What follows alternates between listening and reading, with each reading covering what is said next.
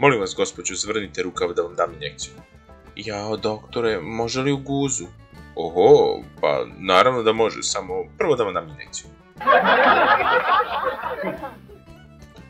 Dođu majka i ćerka kod doktora i mama mu kaže: vidite, doktore, primijetila sam da mi ćerka ima mučninu i da počinje da se goji.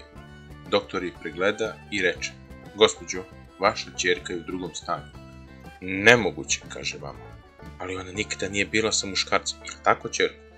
Da, mama, nisam se još ni ljubila nikada, kaže ćerka. Doktor ustade, ode do prozora i gleda napolje. Posle par minuta mama zapita: doktore, šta se dešava, šta to ima napolju?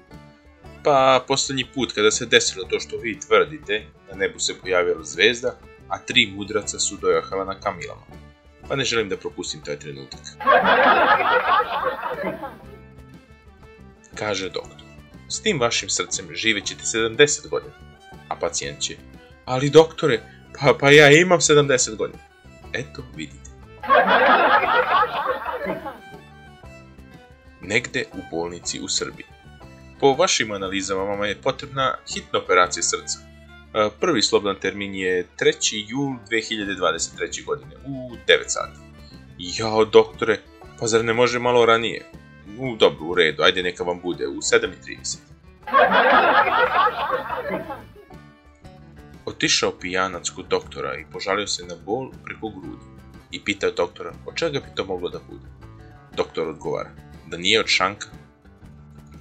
Ako su vam se svidjeli naši vicevi, lajkujte ovaj video i zapratite kanal za još viceva.